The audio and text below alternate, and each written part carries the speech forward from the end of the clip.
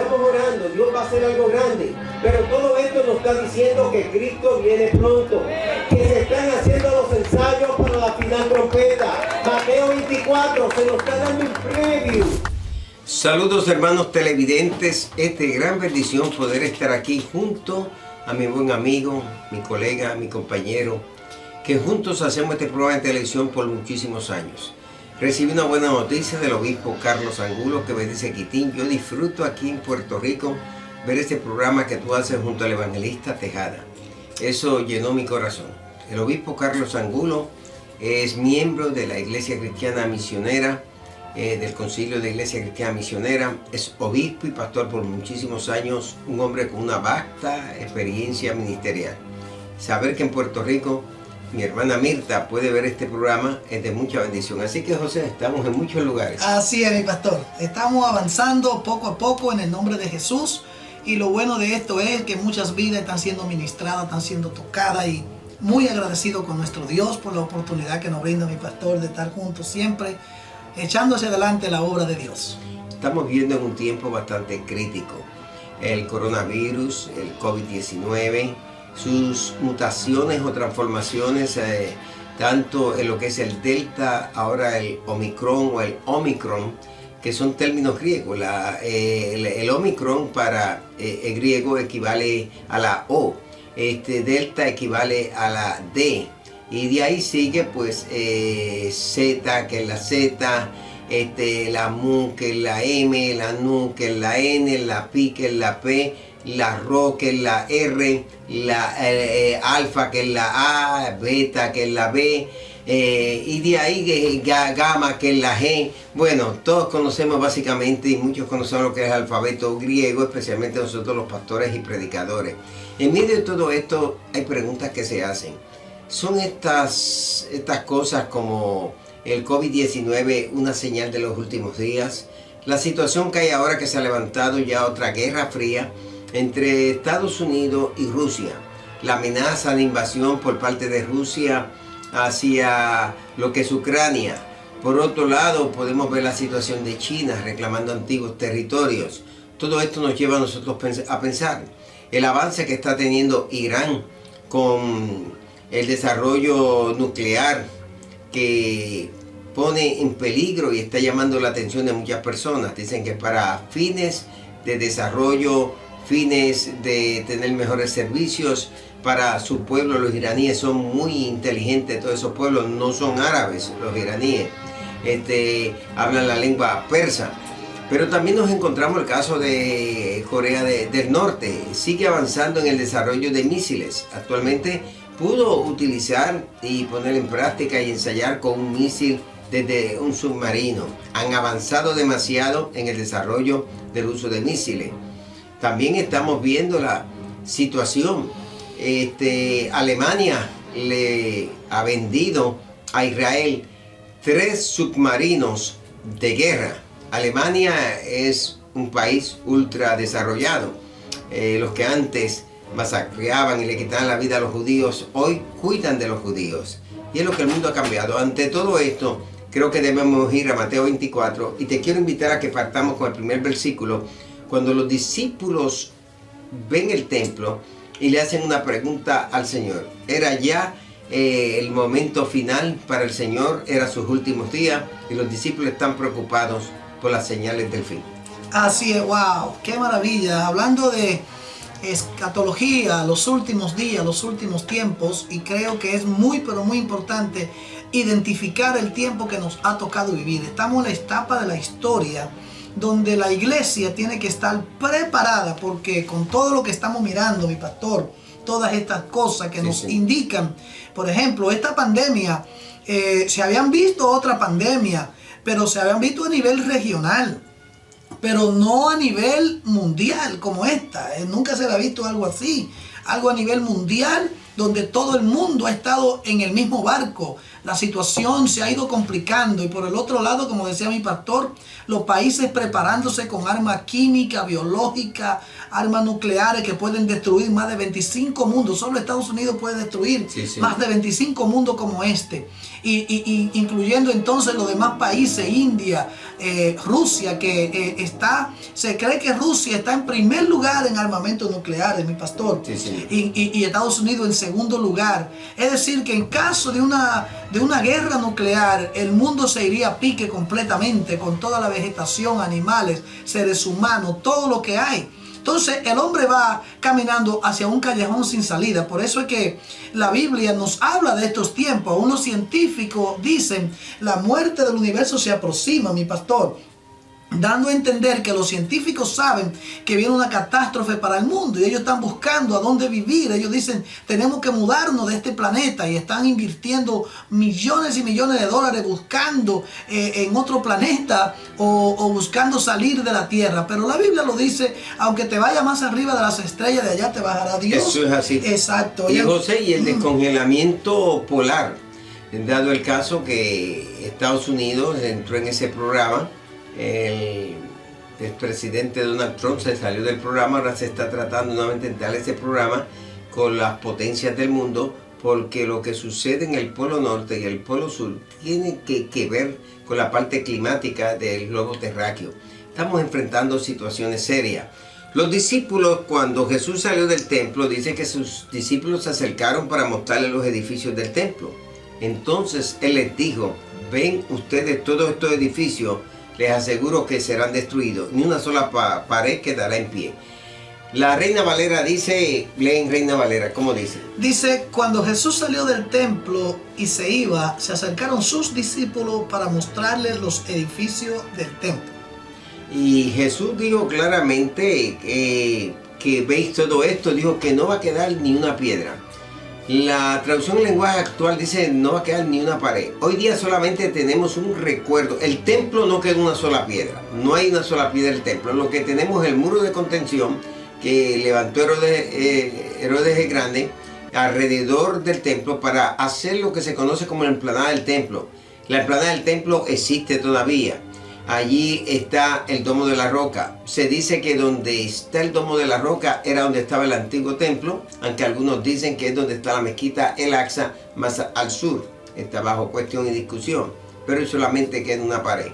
Los discípulos estaban preocupados por lo que venía de camino. Se aproximaban, ya tenían ellos, se sentía esa tendencia, esa lucha política. Jesús está hablando en el año 33. En el año 70 habría de ocurrir la destrucción del templo. Jesús aquí va a profetizar algo. ¿Qué fue? Exactamente. Él le dice, respondiendo, él les dijo, ¿veis todo esto? De cierto os digo que no quedará aquí piedra sobre piedra que no sea derribada. O sea que él le da una profecía que se estaría cumpliendo unos 40 años después, unos 37 años después, llegaría el año 70 y los romanos destruirían todo en aquel lugar. La profecía se cumplió y Jesús le está enseñando a los discípulos que aparte de eso vendría un tiempo de calamidad. Él comienza a describir lo que va a suceder en esa destrucción del templo. Dice en el versículo 3, después Jesús y sus discípulos se fueron al monte de los Olivos. Jesús se sentó y cuando estaban solos, ellos le preguntaron, ¿cuándo será destruido el templo?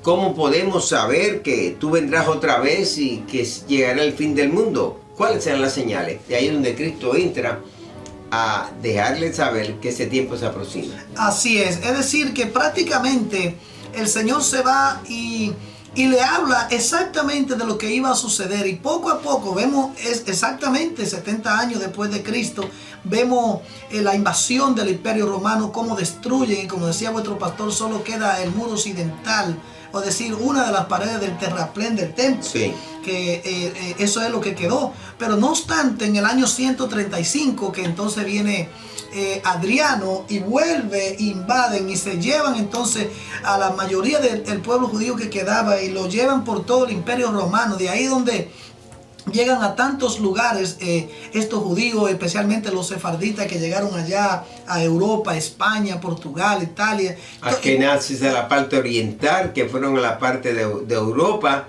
y también los sefarditas en el norte de África se asentaron en la península ibérica. Exactamente. Entonces, en este sentido, tenemos que mirar claramente cómo es que se va dando todo lo que Jesucristo viene expresando aquí en este capítulo 24. Pero lo que quería llevarlo era a una conclusión de que cuando sucedieran todo lo que estamos mirando, que la iglesia supiera que estaba a la puerta, cerca, la venida del Señor. ¿Verdad, mi pastor? Entonces, de este templo, como decía el pastor, que no quedó ni una piedra, porque supuestamente buscando el supuesto oro que Salomón había guardado en el templo, sucedieron tantas cosas. Sin embargo, este era el punto espiritual donde Dios escogió para que la gente viniera a adorarlo, en Jerusalén, allí aquel lugar llamado el Monte Moriah, donde Abraham iba a sacrificar su hijo Isaac, y aquello es la historia, mi pastor. La gente cuando va a Israel muchas veces no entienden exactamente todo, porque es demasiado historia para aprenderlo en poco tiempo. Bueno, Flavio Josefo nos dice que Tito dio orden. Tito se encontraba en el monte Scopus. Sabe que esa cordillera del monte de los Olivos, pues básicamente son dos montes que están unidos, pero es una cordillera completa, tanto el monte del Escándalo como el monte de los Olivos, como el monte Scopus, y es el monte de la observación. Scopus viene de telescopio, que es observar, Scopus, el lugar de la observación. Y él dijo que no le hicieran daño al templo. Sin embargo, uno de los soldados en el momento de esa batalla tira una antorcha, el templo se enciende, había mucha madera en el templo, y luego el templo es totalmente destruido. Pero Dios tenía un propósito en que ese templo fuera quemado, porque los romanos lo hubieran utilizado para transformarlo en un templo pagano, que hubiera sido el mayor sacrilegio que podían hacer. Los romanos trataban siempre de preservar esos templos, porque la gloria de ellos era dedicárselo al dios, a la diosa Atena, o podérselo dedicar a cualquiera de los dioses vencedores que le pudo ayudar en la victoria. O el dios Nicao, cualquiera que fuera, o el dios Marte, dios de la guerra. Pero ese templo dejó de ser. Ya tú notiste lo que sucedió, pero Jesús le contesta a ellos. Ellos veían cuándo el templo va a ser destruido, qué señales habrá del fin del siglo. Ellos están hablando de ese siglo de ellos, de lo que iba a completar el primer siglo. Y Jesús utiliza luego esto para darnos algunas señales que pueden ser indicativos de las cosas del fin en los cuales estamos viviendo nosotros. Así es, las señales del tiempo del fin, incluyendo todo lo que estamos viendo, guerras, hambre, terremotos, pestilencia, todo lo que estamos viendo. Estamos viviendo una etapa de la historia, mi pastor, la etapa de la historia más complicada. Sí, señor. Prácticamente el mundo está en las manos de 2 o 3 presidentes que andan con su sistema en sus maletines de activar. Por ejemplo, si usted estudia un poco acerca de dónde están las sombrillas nucleares de Estados Unidos, ni la gente sabe dónde están. Y dónde están los lugares de refugio en caso de un ataque nuclear, tampoco. La gente, usted le habla de un invierno nuclear, tampoco entienden nada. Entonces significa que la gente, con tanta información que tenemos hoy, la gran parte de la gente está desinformada del peligro más grande. Ahora mismo, como decía vuestro pastor, Rusia y Estados Unidos entrando por entrar en un conflicto junto con Ucrania y demás. Eso significa de que estos hombres se creen los dueños del mundo, y en una situación, mi pastor, en una guerra que se desate, por ejemplo, un país de estos, por ejemplo, Irán, que ataque a Israel con armas nucleares y se meta a Estados Unidos y se meta a Rusia a defender. Son muchas cosas las que pueden suceder, pero en medio de todo esto, yo le recomiendo que vaya a la iglesia, que busquemos a Dios para que Dios nos pueda ayudar a discernir el tiempo en que estamos viviendo, mi pastor. Vamos a hacer una pausa, regresamos en breve.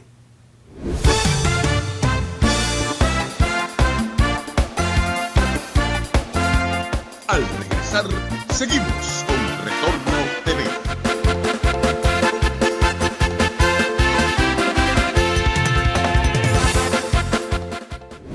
Hola, ¿qué tal? Soy el pastor José A. Tejada del Ministerio Jesucristo Vive, y estoy aquí para hacerte una invitación a Roma, Turquía e Israel.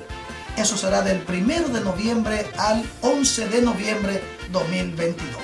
Viaje con nosotros, estaremos visitando diferentes lugares bíblicos allá en Roma, en Turquía y también en Tierra Santa. En Tierra Santa estaremos en Belén, estaremos en Jericó, Muro de los Lamentos, Monte de los Olivos, en la Galilea y muchos lugares más allá en Israel. Usted puede comunicarse con nosotros a los teléfonos área 917-306-4115 o al 201-667-5630. También puede visitar nuestra página www.ministeriojesucristovive.com y allí usted tendrá más información de nuestro viaje. Que la paz de Dios sea con usted y hasta pronto.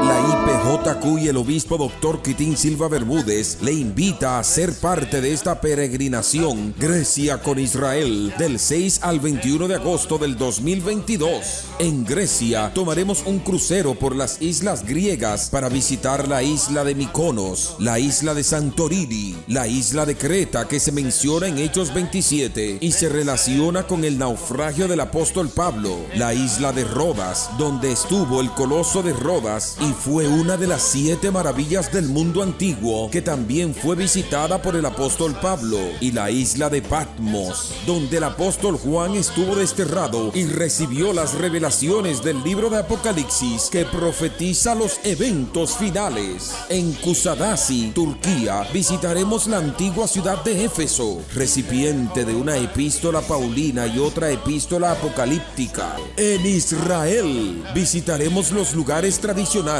Tiberiades, Capernaum, Nazaret, Caná de Galilea, Mar de Galilea, Manantial de Gedeón, antigua ciudad de Jerusalén, las ciudades filisteas y Silo, donde según el Talmud, el arca del pacto estuvo 369 años. Estos y otros lugares más. Este será el viaje que has soñado. Inscríbase ya mismo, marcando el 1718-738-5640. Grecia, Israel 2022. Santo es el ser.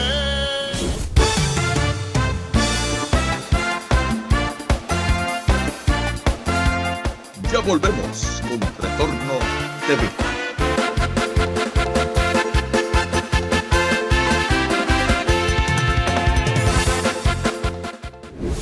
Después de esta pausa, volvemos a retomar esta temática.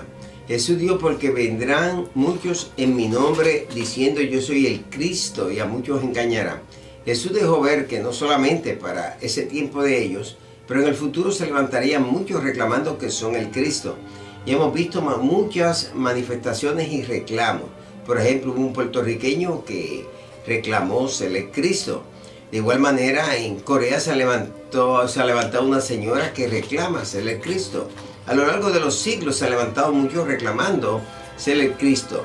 Pero Jesús dijo claramente que muchos usurpadores vendrían en su nombre reclamando que era Él, y que se cuidaran mucho. Hay que cuidarnos de esos que reclaman ser el Mesías. Así es, exactamente. Entonces miren lo que Él dice en el versículo 3. Dice: y estando Él sentado en el monte de los olivos, se le acercaron aparte los discípulos diciendo: ¿cuándo serán estas cosas y qué señal habrá de tu venida y del fin del siglo? Respondiendo Jesús le dijo: mirad que nadie os engañe. El peligro más grande de la iglesia y de la humanidad es el engaño, mi pastor. Y para eso la iglesia tiene que estar en las Escrituras, recordar lo que Jesús nos enseñó. La iglesia tiene que escuchar a sus pastores. La iglesia no se puede dejar engañar. Vendrán personas haciendo interpretaciones privadas y personales fuera del contexto de las Sagradas Escrituras, dando fechas que no son bíblicas, presentando a personas que como el Mesías, que no es bíblico. Por lo tanto, la iglesia no se puede dejar engañar. Y la iglesia tiene herramientas para no dejarse engañar, José. Tiene el Espíritu Santo, tiene las Sagradas Escrituras, tiene las doctrinas que la iglesia ha recibido como herencia de otras generaciones, pero sobre todo tiene las palabras maravillosas de Jesús de Nazaret. Así es, mi pastor. El creyente debe de buscar la presencia de Dios como nunca antes en oración y con las Escrituras en mano. ¿Para qué? Para que su espíritu esté lleno de la iluminación de Dios. Para que cuando venga algo que no es de Dios, automáticamente se activa el espíritu de discernimiento y discierne qué es de Dios y qué no es de Dios. Hay muchas personas, mi pastor, que están complicándose porque han descuidado la oración, que eso es muy importante, muy importante. Sacar tiempo para orar, para buscar a Dios. ¿Por qué? Porque en la oración hay ciencia, hay sabiduría, hay revelación, hay conocimiento. A través de la oración Dios va mostrando y va guiando a uno por las escrituras el camino correcto a seguir. Entonces, José, ¿quieres decirnos y quieres enseñarnos que en un tiempo de dificultad, cuando estamos prontos y muchos creen que Cristo puede venir en este tiempo, y no ha habido un tiempo en la historia más propicioso para que Cristo viniera y levantara su iglesia?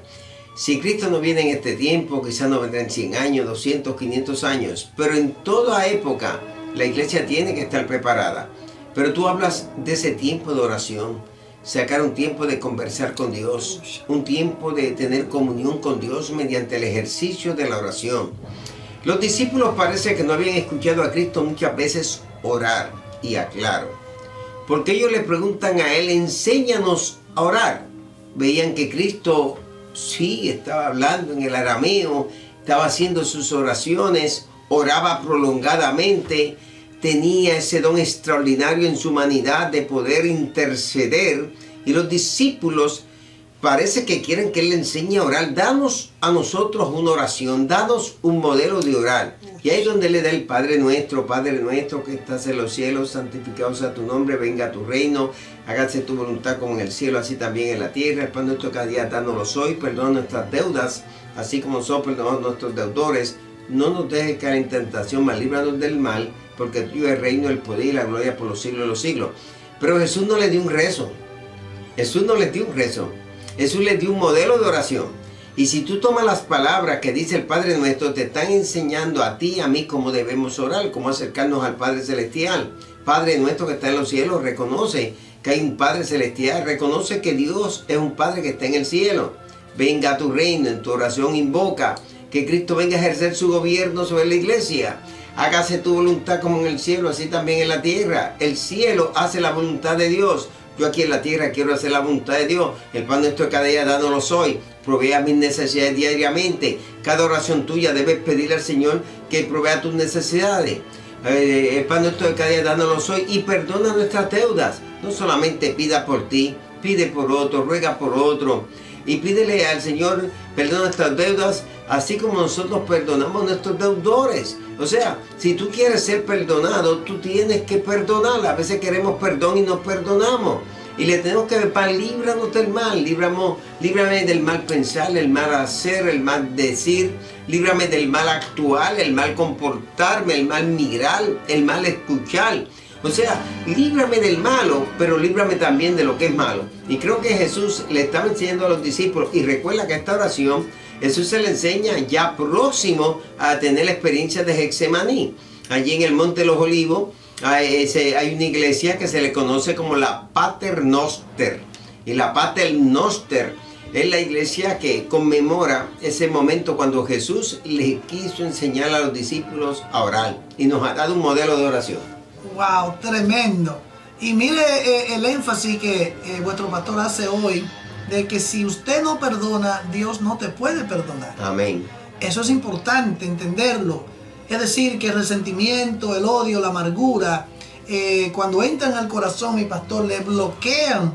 Le bloquean a la persona tener una buena comunión con Dios. Entonces, para poder escapar de este mundo, mi pastor, Jesucristo lo habló y dijo, quiere escapar de lo que viene, ora y vela en todo tiempo para que sea digno de estar en pie delante del Hijo del Hombre. Entonces Jesucristo está llamando a la iglesia a buscar espiritualmente, hoy más que nunca, acercarnos a Dios, acercarnos a su presencia, sobre todas las cosas, a congregarnos. Si usted dejó de congregarse por alguna razón, en medio de todo esto que ha estado pasando con esta pandemia, es increíble cómo algunas personas se han descuidado de Dios, mi pastor.